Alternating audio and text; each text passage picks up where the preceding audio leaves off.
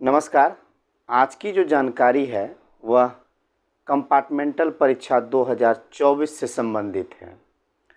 जैसा कि मैंने पहले आप लोगों को विशेष परीक्षा 2024 से संबंधित जो भी जानकारी थी वो मैंने आपको दिया। आज मैं आपको जानकारी दूंगा कंपार्टमेंटल परीक्षा 2024 में कौन कौन शामिल हो सकते हैं।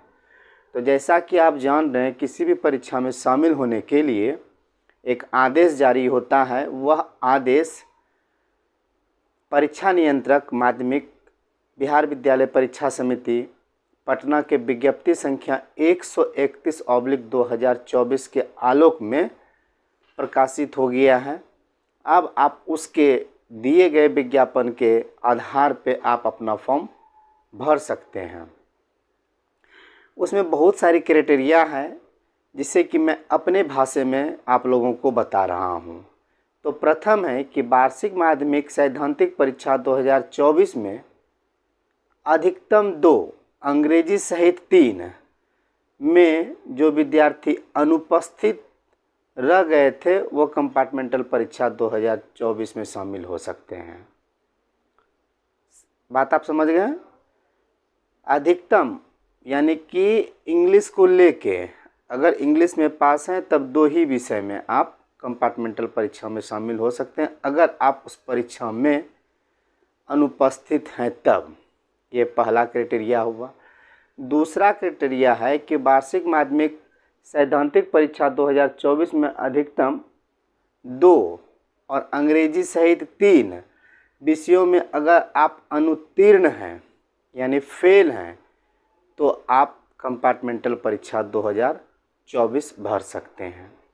अब अगली जो बात है वह है कि कंपार्टमेंटल परीक्षा सब विशेष परीक्षा 2023 में वैसे परीक्षार्थी जो अधिकतम 2 अंग्रेजी सहित 3 प्रथम अवसर के रूप में वार्षिक माध्यमिक परीक्षा 2024 दे दिए तो उसमें भी अगर वो सफल नहीं हुए तो वो अगला परीक्षा जो है वो कंपार्टमेंटल परीक्षा 2024 में शामिल हो सकते हैं। अब आगे की और प्रक्रिया क्या है?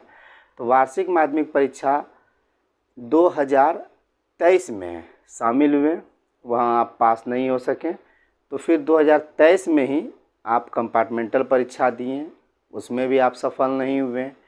2024 वाले परीक्षा में भी आप शामिल हुए और वहाँ शामिल हुए और वहाँ भी आप सफलता प्राप्त नहीं हुए तो अंतिम मौका रहेगा आपका कंपार्टमेंटल परीक्षा 2024। इसके बाद आप परीक्षा नहीं दे पाइएगा। साथ ही कंपार्टमेंटल परीक्षा में वैसे भी स्टूडेंट शामिल हो सकते हैं जो कि केवल अंग्रेजी विषय में फेल हैं।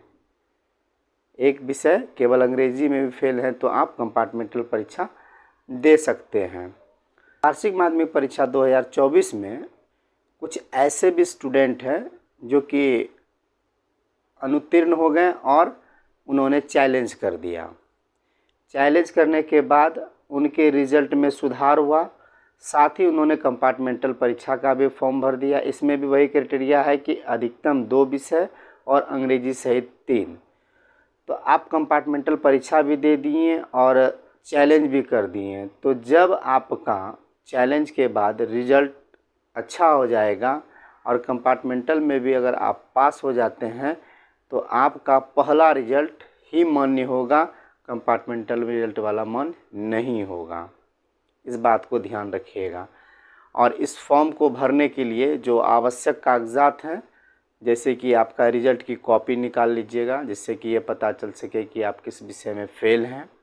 साथ ही आपको एक फॉर्म जो कि विद्यालय के द्वारा आपको उपलब्ध कराया जाएगा और फ़ोटो लग जाएगा, उसमें आपका सिग्नेचर होगा, आपके गार्जियन का सिग्नेचर होगा। इतना सारा चीज़ करके आधार कार्ड की कॉपी भी इसमें संलग्न करना होगा। इतना सारा कागजात लेके आप जाइए और जो फॉर्म की तिथि है उस फॉर्म की तिथि में आप अपने फॉर्म को भरिए। और बार बार मौका का तलाश की उम्मीद में नहीं रहना है, बस एक बार अच्छा से तैयारी करके परीक्षा दे देना है।